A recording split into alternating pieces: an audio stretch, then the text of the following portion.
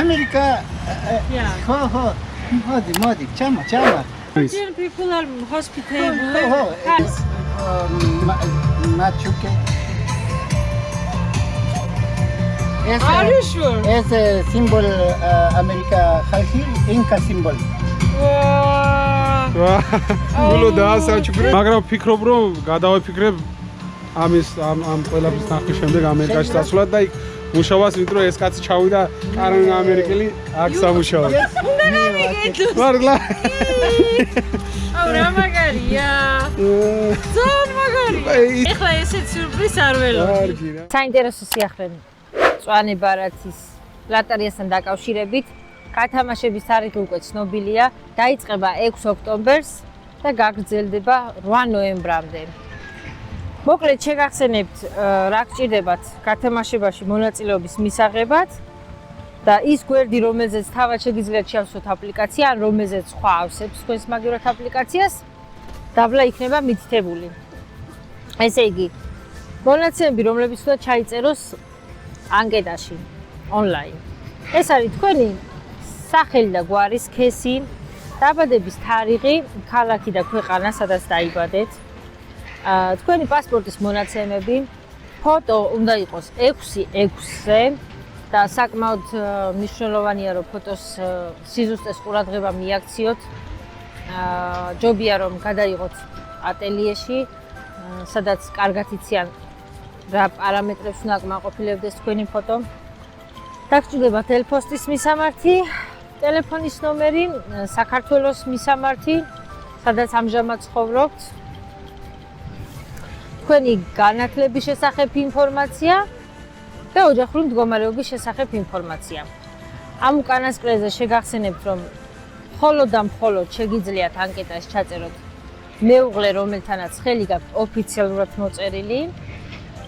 შვილების ანკეტაში აუცილებლად უნდა შეიყვანოთ ყველა თქვენი 21 წლამდე შვილი. არ აქვს მნიშვნელობა თქვენის წინა ქორწინებიდან ყავთ როგორც ბიოლოგიური შვილი, მიმდინარე ქორწინებაში ყავთ როგორც გერი, ანუ თქვენი მეუღლის შვილი, თუ ნაშვილები ყავთ ოფიციალურად. ნებისმიერ შემთხვევაში უნდა შეიცვალოს მისი მონაცემებიც. ბავშვებთან დაკავშირებით დაბადების მოწმობაც საკმარისია და დიდებს რაც შეეხება, მხოლოდ და მხოლოდ ID ბარათის გამოყენებით შეგიძლიათ მიიღოთ მონაწილეობა საზღვარგარეთის ბიომეტრიული პასპორტი საჭირო აღარ არის. მოგებამდე. ეს ყველაფერი შეეხება მოგებამდე რჩევებს. თუ რაიმე კითხვა გაქვთ და ვიცით პასუხი, დაგვიწერეთ კომენტარებში, აუცილებლად შეძლების და გვარად დაგეხმარებით, არ დაგვეზარება. ამის სამშობლო ამერიკაა. ვიდრე გადავალთ შემდეგ საკითხზე, აუცილებლად გამოიწერეთ ჩვენი არხი, იმიტომ რომ ვაპირებთ ამ თემის გაგრძელებას. წინ კიდევ დიდი გზა გაქვთ გასავლელი, თუ მოიგეთ, ყველას გისურვებთ წარმატებას და მერე უფრო დაგჭირდებათ ბევრ რამეში გათვითცნობიერება. ამიტომ რომ არ გამოგჩეთ რომელიმე ჩვენი ვიდეო, ან რომელიმე კარგი რჩევა ამასთან დაკავშირებით, გამოიწერეთ ჩვენი არხი. ჩვენც საერთოდ არაფერი არ ვიცოდით, წარმოდგენა აღმოჩნდა რომ ნული ქონდა, ან უფრო ნაკლები ამ ყველაფერზე, მოუმზადებლები ვიყავით, მაგრამ ეს გზა გავიარეთ, ბევრი ინფორმაცია დავაგროვეთ, დიდი გამოცდილება და ვაპირებთ რომ თქვენც გაგიზიაროთ. ფიქრობთ დაგაინტერესებთ ჩვენი ამერიკაში გადაცხოვრების და ადაპტაციის პერიოდი, მეც ძალიან მაინტერესებს, ვიცი რომ სირთულებით იქნება სავსე და ბევრი ინფორმაცია იქაც დაგჭირდება და საინტერესო ნიუანსები იქნება ახსავსე. ამიტომაც ამასაც ვაპირებ რომ ნელ-ნელა გაგიზიაროთ ხოლმე. ესე იგი, შემოდგომაზე მწვანე ბარათის შემდეგ შედეგები შესამოწმებლად იმავე ვებსაიტს უნდა ეწვიოთ მაისში. 7 მაის, 8 მაის ამ თარიღის შესახებ ცნობილი გახდება მოგვიანებით. შეიყვანოთ თქვენი დაბადების თარიღი, სახელი გვარი როგორც პასპორტშია და confirmation number. Confirmation number, რომელიც სწორედ მწვანე ბარათის ანკეტის წარმატებით შევსების ბოლოს გამოჩნდება ხოლმე გვერდზე. ამიტომ კიდევ ერთხელ გირჩევთ ამობეჭდოთ, ან საგულდაგულოდ შეინახოთ და აკოპიროთ რამოდენიმე მოწყობილობაში, რომ არ დაგეკარგოთ ეს მნიშვნელოვანი ნომერი. მოგება თავისთავად არ ნიშნავს გარანტირებულ წასვლას. შემდეგ ბევრ ფაქტორზეა კიდევ დამოკიდებული და სხვადასხვა ეტაპები არის გასავლელი. თუ თქვენ მაგალითად მწვანე ბარათს შეავსებთ 2022 წელს, პასუხები გამოცხადდება 2023 წლის მაისში და თქვენს მოგებულ წელს ერქმევა დივი 2024. უმეტესობა თქვენგანი ამერიკაში სწორედ 2024 წელს ჩავა. თქვენი ფისკალური წელი დაიწყება 1 ოქტომბერს, 2023 წლის 1 ოქტომბერს და გაგრძელდება 2024 წლის 30 სექტემბრამდე. პირველი, რასაც აკეთებთ, ავსებთ ბლანკს ონლაინ, ეს არის DS 260. საიტი, რომელ გვერდზეც უნდა შეავსოთ ეს ბლანკი, მითითებულია იქვე, სადაც თქვენი მოგების შესახებ ამოვა ინფორმაცია. აი დაბლა მითითებულ გვერდზე, როცა შეამოწმებთ. თუ თქვენით გადაწყვეტთ ამ ბლანკის შევსებას, დიდი ტრაგედია არ არის, მაგრამ ჩვენ მაგალითად გადავწყვიტეთ, რომ გადაგვეხადა ის თანხა, არც ისე ბევრი იყო და მიგვენდა ეს საქმე პროფესიონალისთვის, იმიტომ რომ მაინც უფრო მშვიდად ყოფილიყავით, რაიმე შეცდომისგან ყოფილიყავით დაზღვეულები. აი, ამობეჭდილ ვარიანტში ეს არ გჭირდებათ, ისე არის შავი ფურცლებია, ესე ვთქვათ, ასე გამოიყურება ეს ბლანკები, ერთი ნიკას სახელზეა შევსებული და ერთი ჩემს სახელზე. ესე იგი, აქ ძირითადი ინფორმაცია არის პირადი სახის ინფორმაცია.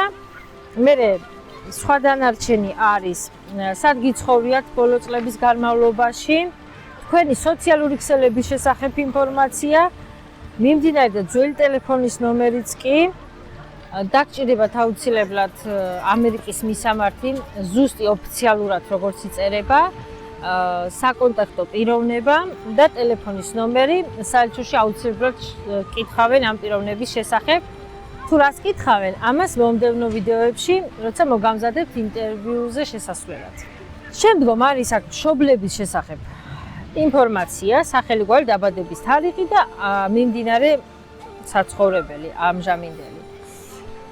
გარდა ამისა არის ჩვენი საქმიანობა, ანუ რა საქმიანობთ. ამ ბლანკების შევსებისას ისიც ჩვენ რა გავაკეთეთ, სანამ გადააგზავნდა ის პიროვნება, ვინც გვეხმარებოდა ამ საქმეში, ვთხოვეთ, რომ შავი ვარიანტი, სამუშაო ვარიანტი ამოებეჭდა, რომ შეგვემოწმებინა რაიმე შეცდომა ხომ არ იყო და იდეაში ზოგან იყო ერთი სიმბოლო ან რაღაცამ და გვარი, მაგრამ საკმაოდ მნიშვნელოვანია, ხო, ეხა გვარში რომ ერთი სიმბოლო იყო შეცდომა.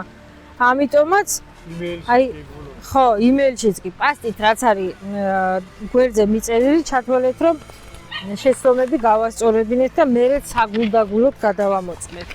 დივი 260-ის წარმატებით გაგზავნის შემდეგ, აი ასეთი რამ გამოჩნდება ვებ გვერდზე. შეგიძლიათ ამობეჭდოთ, ასეთი აზრი არის, რომ საელჩოში მოითხოვენ ინტერვიუს დროს, თუმცა ჩვენთვის არ მოუთხოვიათ.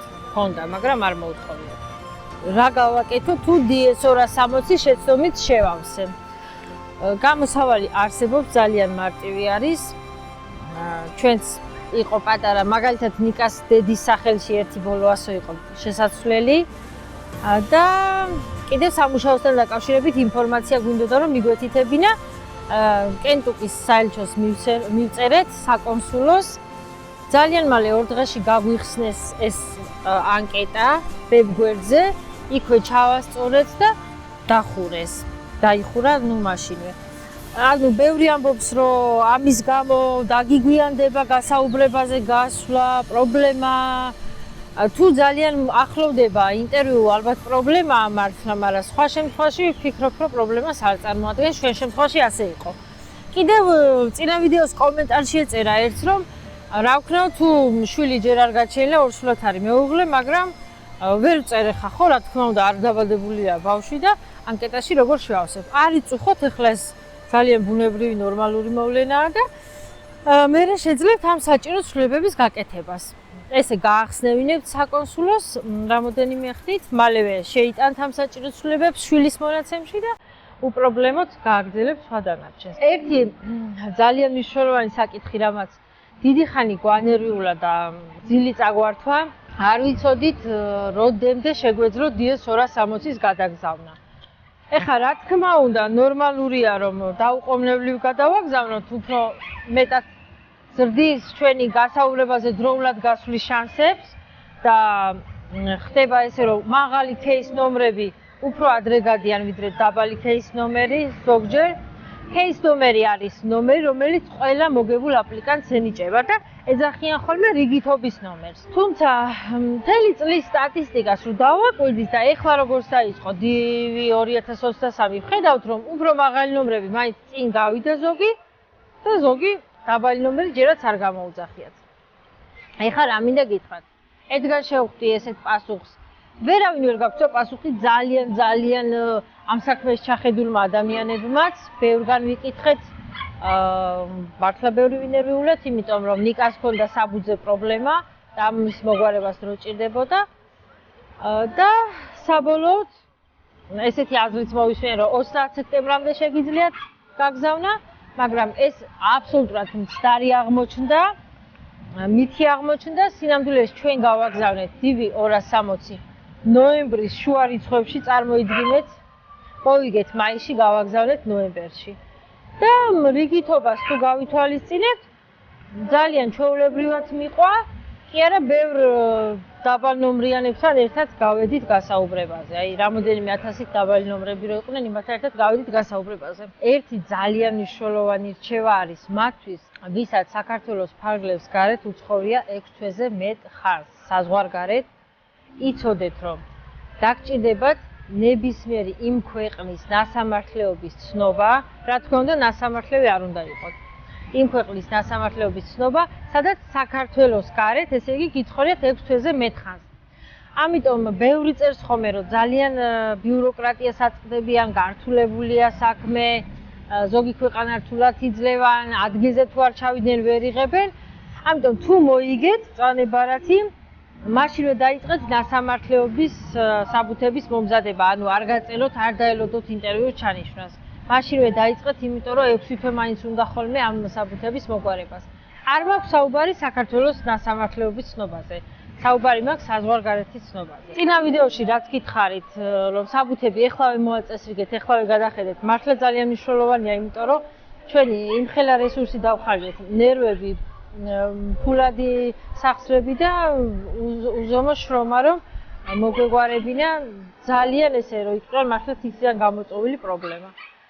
ამიტომ გირჩევთ, რომ თქვენ იგივე არ გაიმეოროთ. უშუალოდ DS 260-ის გადაგზავნის დროს თქვენ დაგჭირდებათ ატესტატი იქონიოთ, დაბადების მოწმობის მონაცემები დაგჭირდებათ, თუმცა ჩვენ მაგალითად ჩემი მეუღლის დაბადების მოწმობა ხელში არ გქონდა, აღებული არ გქონდა და ზეპირად შევიყვანეთ მონაცემები და მოგვიანებით ავიღეთ.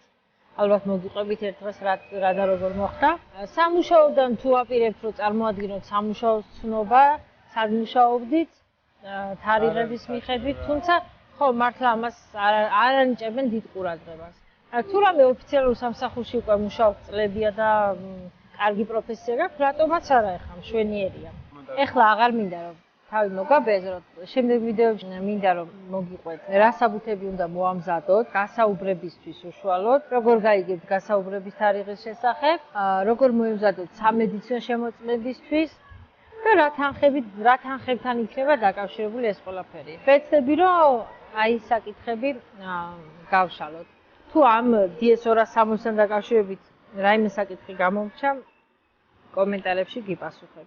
შეიძლება იცანით კიდევაც ბორჯომის პარკში ვიმყოფებით, დაგემშვიდობებით ახლა და ბოლოს მოგიყვებით ამ კიკინების ისტორიას, ნამდვილი ინდიელების კიკინების ისტორიას.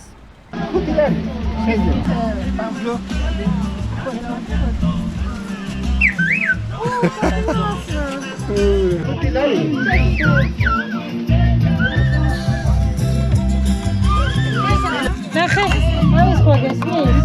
ეს არის მაშინ რა გაიგეთო? How did you get here? For working. მაგარია. და პედა ბორჯომში ამოყო თავი. ნორმალურად. Ahora Magaria. She is Inca. Yes, Inca original. You too? Inca original from America. Yes. Varla.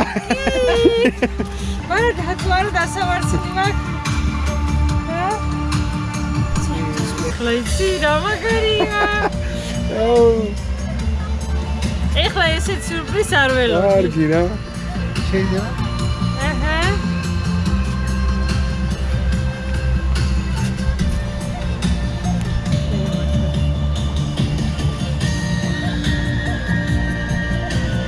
აუ, просто Which one is your Quechua?